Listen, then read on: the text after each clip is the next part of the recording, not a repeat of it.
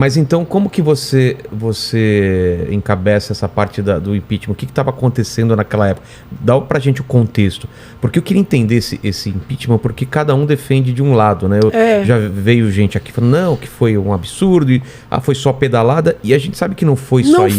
Não foi. Se você pegar a minha denúncia, você vai ver que eu narro tudo, mas dá o contexto pra gente, o que estava acontecendo naquela época, relembrar. Até porque tem, desculpa te interromper, mas tem gente muito jovem que nem não vivenciou. Não viveu isso. As pedaladas foram, na verdade, vamos dizer assim, a maneira de contabilizar o rombo decorrente dos muitos desvios. Eram muitas coisas. Isso.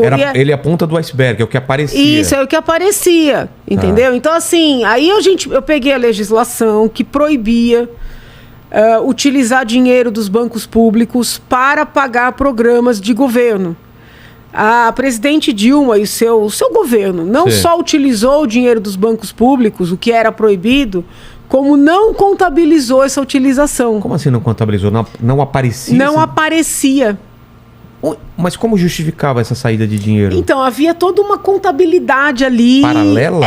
Uma contabilidade fictícia. Dá um exemplo pra gente entender. Por isso que na minha sustentação oral eu falo de uma verdadeira fraude. Entendi. Entendeu? Se você pegasse a contabilidade, assim, não ficava claro que estava utilizando dinheiro para fazer empréstimos via BNDES, por exemplo, para Angola, para Cuba. Entendeu? Esse dinheiro não aparecia como empréstimo? Aparecia. Mas não aparecia que estava sendo utilizado dos bancos públicos. Ah, não? Não. Aparecia como? Então, assim, você tinha todo um problema de contabilidade. Então, assim, por exemplo, de tudo que foram os que a gente chama dos desvios, né? Os bilhões. Tá. Bilhões, né? Bilhões. Quando a documentação a que eu tive acesso, que foi uma investigação feita pelo Ministério Público de Contas, acusava algo em torno de 400 milhões. Tá. Então, toda a minha denúncia é feita em cima da documentação do Ministério Público de Contas, tá? Certo. No curso do processo é que começa a fazer a apuração, é que isso vai para casa do bilhão. Nossa. Entendeu? Uma pessoa boa para você entrevistar, que foi a pessoa que trouxe a documentação para mudar da casa dos milhões para os bilhões, foi o senador Caiado, que hoje é governador. Entendeu? Ele que levantou essa documentação no curso do processo, porque a minha acusação, ela tratava do montante que estava na investigação do Ministério Público de Contas. 400 milhões. Então não é uma coisa que eu tirei do nada. Eu peguei essa investigação, eu estudei essa investigação. Eu já era professora de direito penal, já tinha dado aula dos crimes contra a responsabilidade fiscal, crimes contra as finanças públicas. A lei de responsabilidade fiscal nasce do fato dos governadores usarem os bancos estaduais como se fossem deles governadores. E não como... Eu queria entender. Ele usa o banco para ele pega... Vamos supor, na época aqui de São Paulo, tinha o Banespa. Tá. Entendeu? O Banespa era um banco público. Certo. Mas não era um banco do governador. Era uma instituição com autonomia, com independência.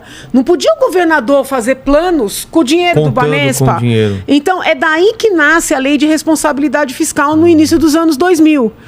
Quando criaram essa lei, criaram como uma resposta à atuação dos governadores. Entendi. Não se imaginava que isso acontecer na presidência da República, na esfera federal. Caramba. Entendeu? Que utilizou recursos da Caixa Econômica, do Banco do Brasil, do BNDES. Onde que tem essas brechas? Onde tinha essas brechas? Não tinha. Lembra do que eles falavam que era uma economia criativa? Então. Era isso aí. A tal da era economia criativa. Mas era proibido fazer isso aí. Eles já sabiam que era proibido? Sabiam. Inclusive, parte do meu trabalho foi demonstrar a consciência da ilicitude, ou seja, a consciência de que aquilo não podia acontecer. Se você for resgatar o processo, você vai ver que eu arrolei funcionários do Tesouro, funcionários públicos concursados que tentaram avisar, na verdade fizeram uma reunião para pedir para a equipe econômica da presidente parar com aquela prática. Né? Isso assim, mais de ano antes. Então, o que acontece? Eles foram avisados, eles foram alertados, os técnicos pediram para parar, eles seguiam, entendeu? Então, deixa eu entender, peraí. se eu entender, eu acho que todo mundo aí em casa vai entender. Eles pegavam esse dinheiro do banco, então, e para financiar Cuba, financiar a ditadura, é isso? Teve de tudo. Teve para emprestar, por exemplo, para empresas que foram construir obras, entendeu? Então, assim, vamos lá. Eles emprestavam para os países pagarem essas empresas, né? É duro ficar falando o nome aqui, porque... o Odebrecht, tudo aquilo que então, a gente ficou sabendo. Além de emprestar para as empresas com juros baixos, também emprestava para os países para contratar essas empresas, entendeu? Então era uma verdadeira engenharia financeira. E depois isso acabava podendo voltar dessas empresas para eles mesmos.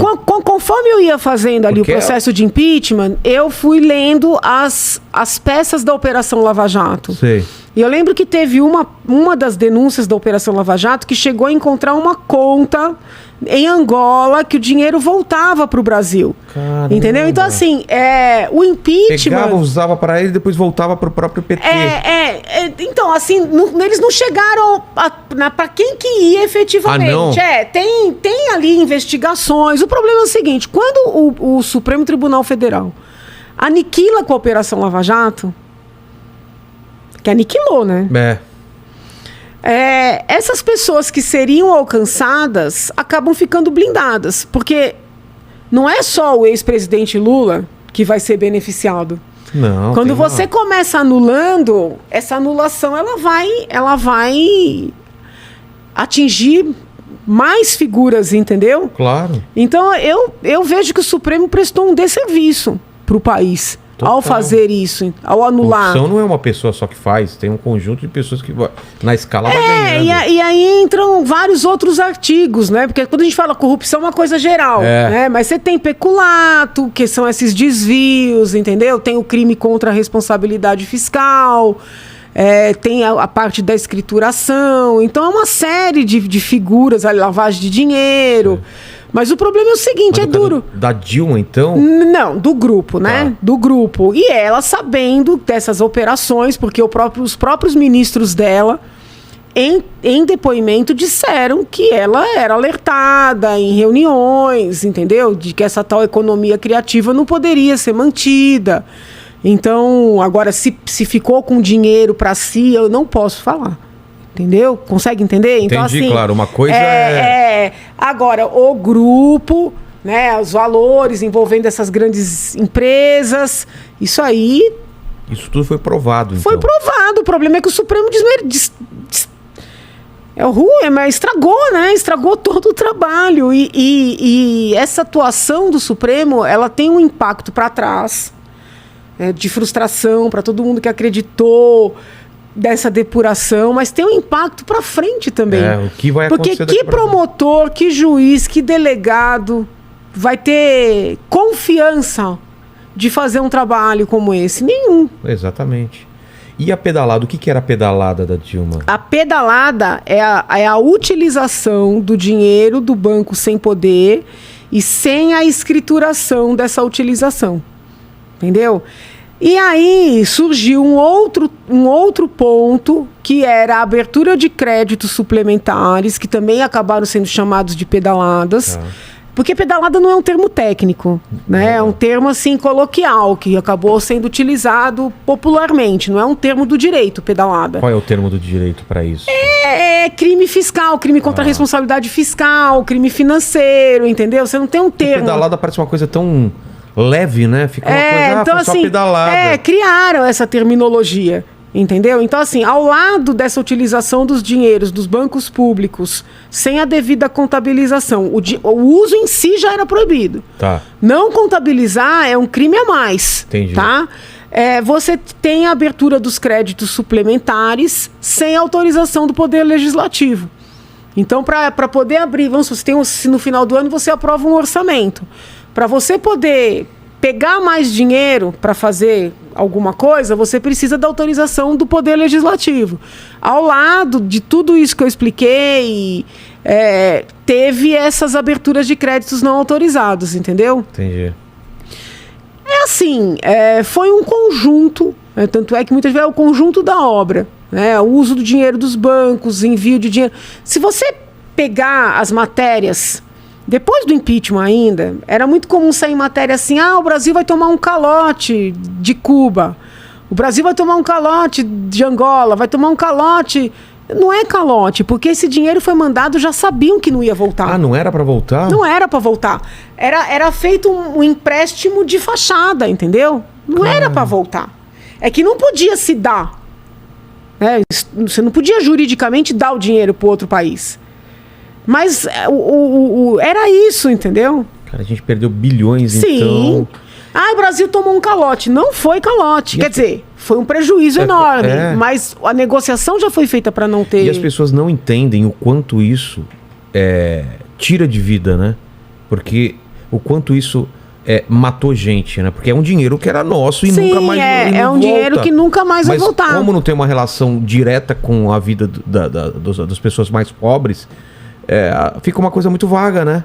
Foram bilhões e tal, e ok, fica por isso. Isso me dá uma indignação. Então, por isso que hoje, internacionalmente, se debate muito, né? E se fala da corrupção, no sentido amplo, né? Corrupção, desvio e tal. Porque parece como crime contra a humanidade. Porque parece que ela não mata, que ela não... Entendeu? Não porque deixa as pessoas... como ela é uma coisa distante, as pessoas acham, não, é um crime menor. Não é.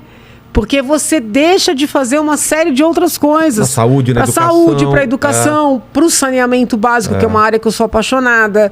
E importantíssima também pra saúde, né?